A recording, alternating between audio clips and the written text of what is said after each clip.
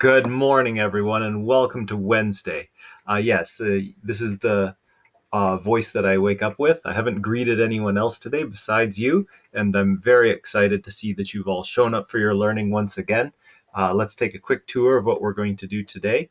So today is Wednesday the 22nd. You're going to start with the quiz, and then we'll do a quick lesson on maximum and minimum of quadratic functions, this time focusing on fractions. There'll be a Delta Math assignment where you can practice your fractions as well as completing the square, and a brief review of some factoring of other quadratics as well inside the Delta Math, and your textbook questions are here. So let's get right to it. So during the quiz, this question would have been on the board as well, and this is just a minds on from yesterday to get you ready for today's lesson. So I'm going to encourage everyone, if you haven't done so already, to find me the vertex of this function by completing the square and converting this to vertex form. And then so you can pause the video now if you haven't done this already, and then unpause the video and we'll do it together so you can check your solution with me. All right, so join me over on the document camera. We're going to make this big, and you have it on your handout. I have a printer here, but I can't hook up a school computer to my printer for some reason. It does not like it. But so anyway, I use the old-fashioned printer. All right, so now, how are we going to do this? Well, we notice that this is a function of x, and that's equal to 4 times x squared plus 24x minus 32. I see that I could factor out a common factor 4, but that's not actually something that we do when we're completing the square. We want to leave this c term alone when we're completing the square. We're going to factor these terms that have these variable terms, the variables and coefficients. That will be our first step. So your first step probably looked like f of x is equal to 4 multiplied by x squared plus, and then some number that when I multiply by 4, that would be 6x. Okay, and I'm going to leave this bracket rather big because I'm going to add something and subtract something from there. Minus 32. All right, great. So now, what am I going to add and subtract in there? What am I talking about? Well, I want to remember that I want to create a perfect square trinomial. So I'm going to take half of this and square it, and then add that and subtract it. So I might write that over here. I remember that b over 2 squared is the thing I'm looking for to add and subtract to this, this quadratic. So I take this 6, and so I put 6 over 2, and then I square that. That's equal to 9. Whoa, that was fast. 6 over 2 is 3. 3 squared, 9. So I'm going to say plus 9 here and subtract 9. Cool. Bring this down to another line. F of x is equal to 4 multiplied by x squared plus 6x plus 9. This here, I can recognize that this is x plus 3 squared.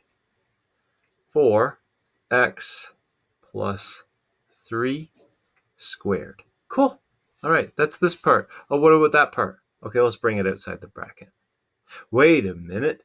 When I'm bringing this negative 9 outside the bracket, I have to remember that I have 4 negative 9s that come out of the bracket. There's 4 of these boxes, and the negative 9 jumps out of each of the 4 boxes. So that would be minus 36. I have to do 4 times minus 9. It's minus 36. And then I have over here minus 32. I'm almost done. I can say the function of x is such that 4 multiplied by x plus 3 squared minus 36 minus 32, that would be minus 68. So this is all equivalent down to here. I now have f of x written in vertex form. Now I can just read the vertex off from this number and this number. So I can say, therefore, the vertex of f of x is, and then I write it as a point, negative 3, because this one always changes signs. It's negative h and k. It's negative 3, negative 68. Period. Final answer. So if you got all the way to there, congratulations. That's what we're looking for. And then, of course, we can check our answers in Desmos. So here we go. Here are our two parabolas. Well, they're actually one parabola because I did it correctly and I didn't make any mistakes. So you'll notice if I toggle this on and off, this is the parabola, the function in vertex form. This is the function in standard form. And when I toggle, I see that they're right on top of each other. They are the same thing. There's no errors in there. Now, what else do I want you to notice about this?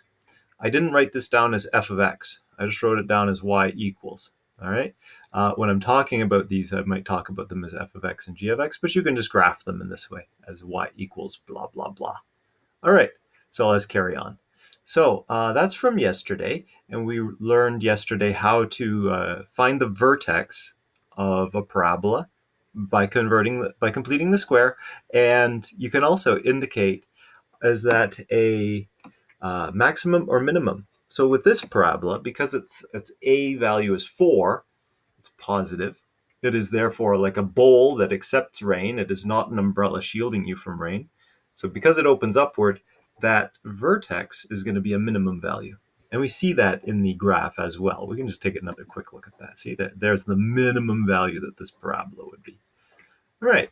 So now we're going to start working on some trickier examples together where we have fractional coefficients.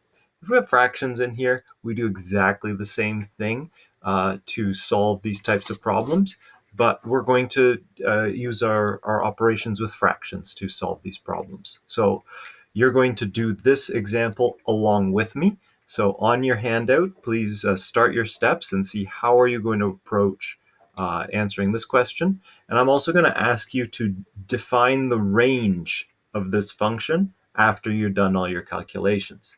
So join me over here on the document camera. I'll zoom in and get in close here. So we want to find the vertex of this function and state if it's a maximum or minimum.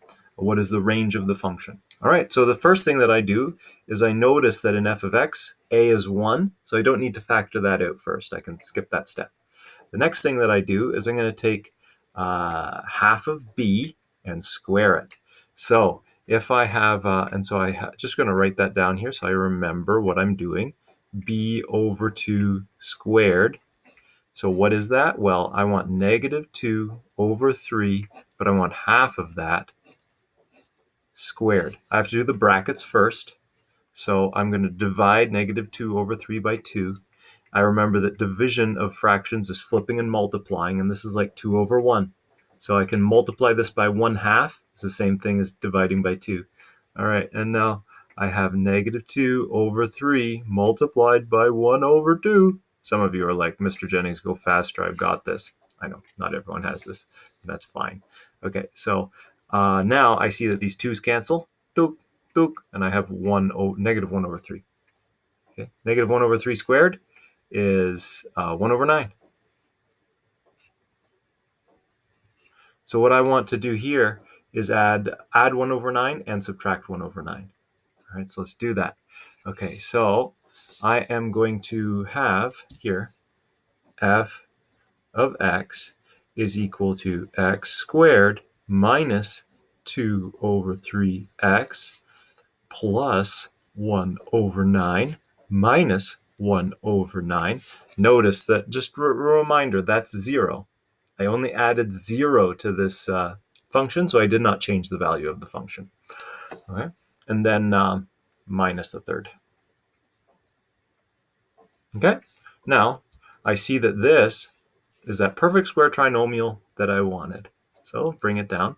F of x is equal to x minus 1/3 squared. And when I expand that, that would give me this. Okay, because the negative 1/3 times negative 1/3 would give me positive 1/9, and this times that plus that times this give me the negative 2/3 in the middle. That's why we do this trick. All right, and then I just have to evaluate this part here, minus 1 over 9 minus 1 over 3. Well, I can see 1 over 3. Let's just, we'll write another line here.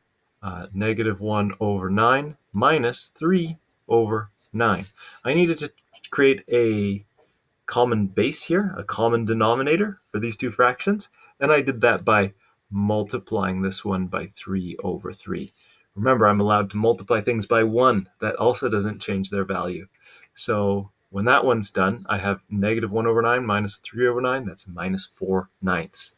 Okay, so then f of x is equal to x minus 1/3 squared minus 4/9. Now I can read the vertex from here and here.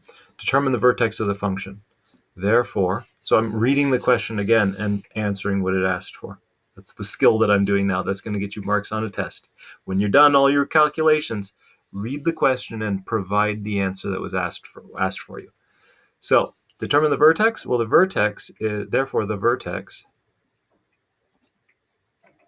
is the point 1/3 negative 4 over 9. All right? So that's the vertex. Is it a maximum or minimum? It's going to be, again, a minimum because we have a positive value a there, so minimum. And it is a minimum value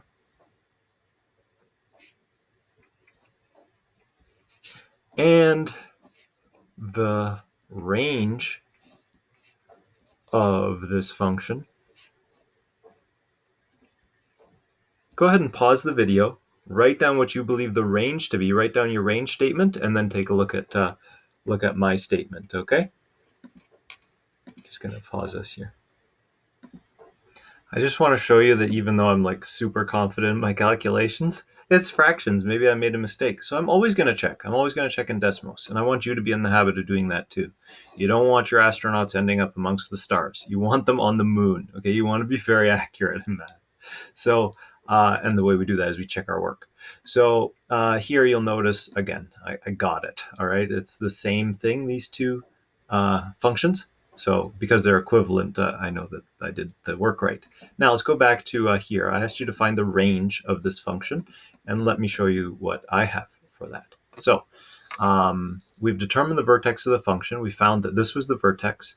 And so therefore the range of this function is y is a set of numbers such that y is of the reals, and negative 4 over 9 is less than or equal to y. Okay, I could have written that backwards. I could have said y is greater than or equal to negative 4 over 9, because this is the minimum value. So it can equal that, but it can't go below that. So that's what I'm saying with this range function. All right, now let's take a look at the last example in the PowerPoint. Here is one where you might have to still use fractions, even though you don't see any fractions here. And I'll show you why. Oh, I wrote this question down wrong. I'll show you why I just wrote this question down wrong. Okay, here it is. So if I advance, boop, the PowerPoint. So now I'm going to ask you to factor this one. Just give me a second here. 2. Okay, there we go. So again, I want you to tell me what the range is of this function. So let's go back over here. Meet me over here. You're going to pause. You're going to work this one out on your own, and then you're going to see my solution, okay? So let's get started. Let's go. So here we have our function. So I'm going to start by, and I know that all I need to do is state the range of it. I haven't been asked to tell you what the vertex is, but I can complete the square, I can find the vertex, and by doing that, I can tell you the range. Okay, so let's rewrite it again. G is a function of n such that 2 times n squared plus 5n minus 3 defines that function. So first thing I do is I factor out this a. Uh-oh, I'm going to get a fraction. That's fine. Just get comfortable with fractions. G over n is equal to 2 multiplied by n squared plus 5 over 2n minus 3. Notice I leave that c alone. I'm only going to factor the variable parts. Now I have my b over 2 squared that I'm looking for. My b is now 5 over 2. So can I just write 25 over 16? No, I can't. You want me to do out the steps, and that's fine. 5 over 2, all divided by 2, squared. Okay, so I just substituted for b. I remember that dividing by 2 is the same as multiplying by a half. So this is 5 over 4 squared. And then I write it out. That's 25 over 16. Because 5 squared is 25, 4 squared is 16. So remember your taking like a power of a fraction rule, where I just apply the power to the numerator and the denominator. And the reason is because this is like that. 5 times 5 over 4 times 4. Okay, it is equal to 25 over 16. So this is the b that I'm adding and subtracting. So let's put that in there. G of n is equal to 2 multiplied by n squared plus 5 over 2n plus 25 over 16 minus 25 over 16 minus 3. All right, added 0, didn't change the function. Now, another line. G of n is equal to 2 multiplied by, here's my perfect square. Right there it is. So 5 over 4 would give me this, 25 over 16. So that's the thing that I have here. N plus 5 over 4 squared would give me all those three terms. I now have that term that I need to take out. Don't forget to multiply it by this a. This is a common place to make an error, so just be aware. When I remove this from inside the bracket, it has to get multiplied by that 2 as it comes out. So negative 25 over 16, if I multiply that by 2, that would be 25 over 8. And these don't reduce, they don't share any factors. So here, this is minus 25 over 8. Notice that these slices of pizza are twice as big each as those slices of pizza, like a pizza cut into 8 or a pizza cut into 16. The pizza that was cut into 16, each slice is half the size of one of these slices, okay? So then I have minus 3. I could write 3 in a funny way, minus 24 over 8. That's the same thing as writing 3, because there I'm just multiplying 3 by 8 over 8. Okay, so now let's come down here again, and I can multiply by 1. Doesn't change the function. All right, g of n is equal to 2 times n plus 5 over 4 squared minus 25 minus 24, that's minus 49 over 8. And I'm sure that 49 over 8 does not reduce, because 49 is 7 squared. And so those are its only factors. Its only factors are 1, 49, and 7.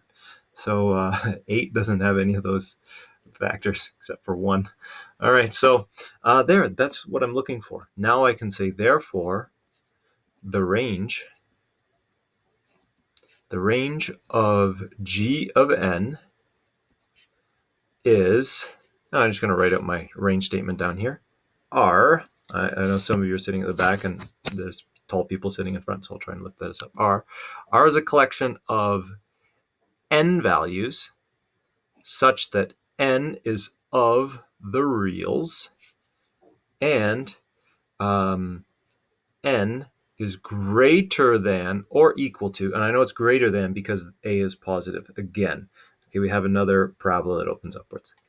N is greater than or equal to negative 49 over 8.